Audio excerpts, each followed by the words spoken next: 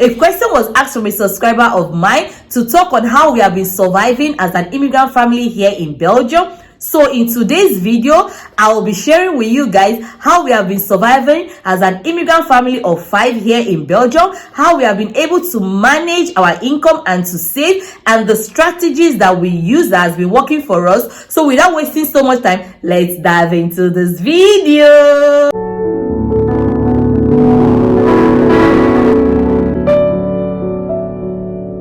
Hello beautiful people, welcome back to AP's vlog, and this is Ekwilicious. Hope you all are doing good. I'm so excited today, guys, because it's always a pleasure bringing that informative talk right to your doorstep. So living and surviving here as an immigrant family, to be honest with you guys, hasn't really been easy due to the cost of living here in Belgium.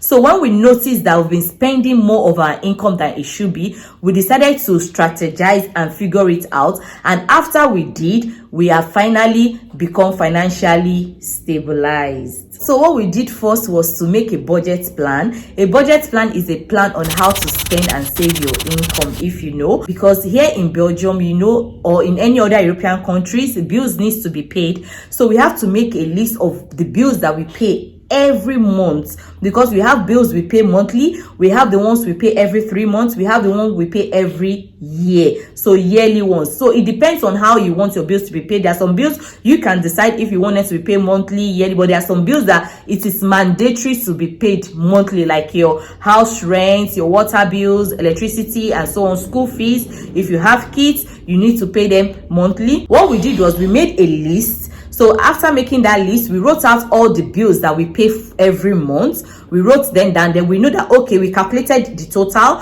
So we know that every month, this is what is going out of our total income. So we set that aside. Then we calculated the one for the 3 months and the one for the yearly one. So we now know that, okay, once in 3 months, we have to pay more. And then once in a year, like every December, we know that we have to pay our monthly bill, our 3 months bills, and our yearly bill all together. So it will be huge. That was the first step we did. So after knowing that, then we did another plan for the food stuff. How much do we want to be spending on food stuff? So for the food stuff, we just budgeted like 500 euros.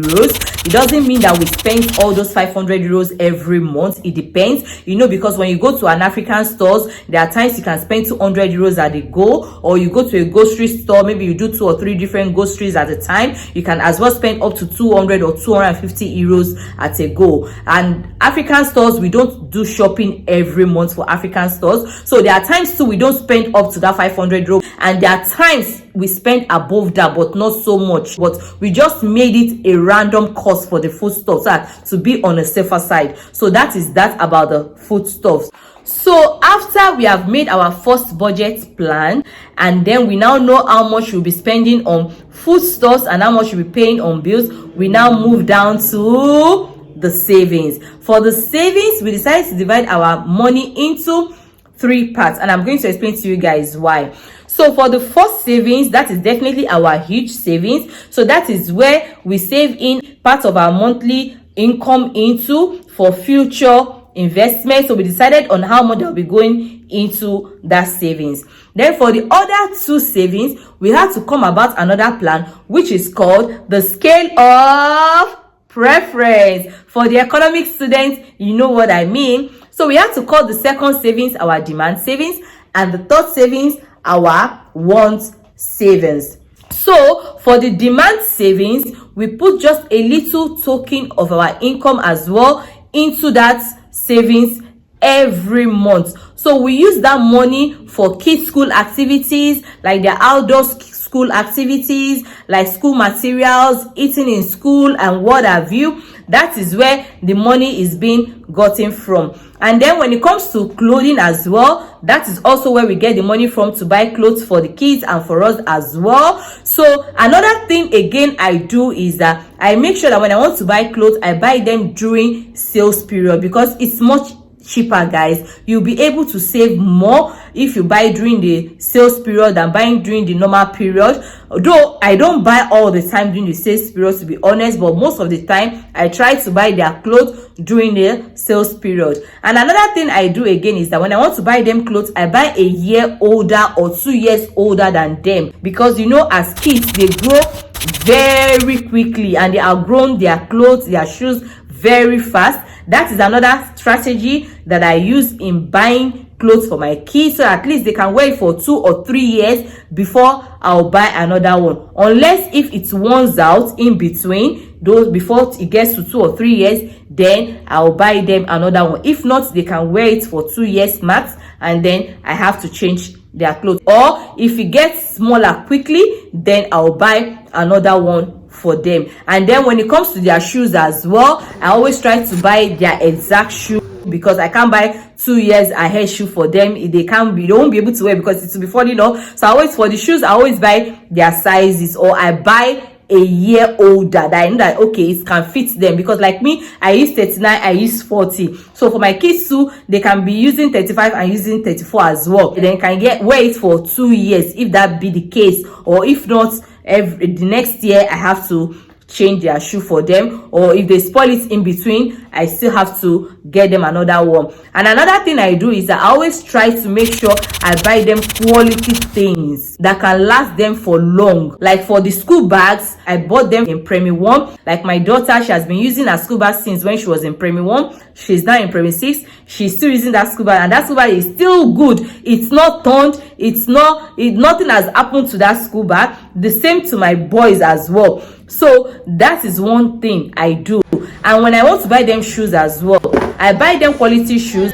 But you know, boys will always be boys. The boys, they don't know how to maintain their shoes. That is why sometimes I buy something lesser quality, because I know that within some few months they might spoil the shoe. So that is another means of we saving money, like buying quality things for them, buying during the sales period, so that you know you'll be able to save more. So that is also for the demands. And then for the wants savings, that is where we save also monthly a token into that account, you know, that we use that money for leisure time, you know, maybe to go to a restaurant. If you have been watching my vlogs, you will see that at times I take my kids to McDonald's, I order pizza for them, they go for swimming, they do outdoor activities that has nothing to do with school. That is the wants. That is where we save in some token monthly, to also be able to, you know, give them that quality time as kids as well. And for us as parents too, we go out to eat out. At times I take them to the cinema, I watch film with them. All that money is being gotten from the want savings. So that is how we've been able to stabilize our spending and our savings here in Belgium. And another thing I do is that I try to sell things as well, like the things we no longer use in the house. I sell them online. My kids' clothes that I know that they are still good, like I sell on Facebook, I sell on Vinted. I've sold some of their bicycles, because I can't be shipping every time to Africa. It's more expensive, you know, to cargo things to Africa. So I try to sell the ones I can sell here, and the ones I can't sell, I take them to a container park, you know, where they can maybe distribute it or resell it out. That is another means that we've put into practice, and which helps me also, because when I sell them, I get the money as well, and then I can also save the money. I can either decide to put the money in want savings, or I put it in demand savings, or I put it in the main savings.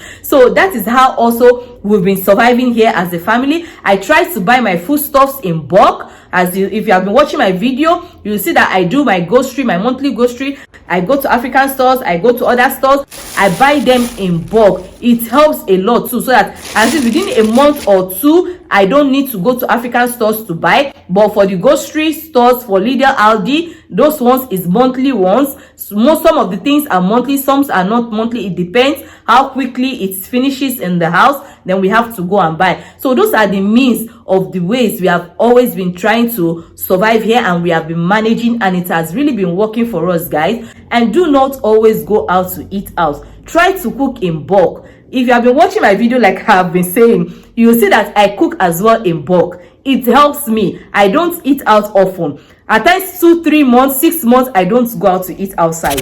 It's just once in a while when I feel like, okay, it's been long with eating out, let's go eat out. Apart from that, I love cooking at home, storing them in bulk. If I don't cook, then my husband is cooking. So that is how I've been doing, and it has been working for us, to be honest, guys. I've been doing this for so many years now, and it has really been working for us. It hasn't been easy, guys, but it is just discipline. You just have to discipline your ways of life, your spending. And if you are alone as well, you can still do it. You just have to see what works for you, try to figure it out, how you've been spending your money, and try to adjust. So that is why I said, okay, since my subscriber of mine has asked me to do this, I hope he or she sees this video. I hope I've been able to answer your question, to tell you how I've been able, or how we have been able to live and survive here in Belgium as an immigrant family. All you need to do is just to be disciplined. You don't need to live above your means. You just try to live within your means and see what works for you. Try to make a plan. Try to see what you are doing wrong and know what you are doing right, and then try to put everything into place, and then it will fall in line for you. So I hope with this few I have said, I've been able to give you ideas on how to be able to live and survive and manage yourself here in Europe. You don't need to live an expensive lifestyle. I hope you put it also into practice, and then it works out for you as well. So till next time I bring another informative talks on your way. See you on my next video. Love you and bye bye.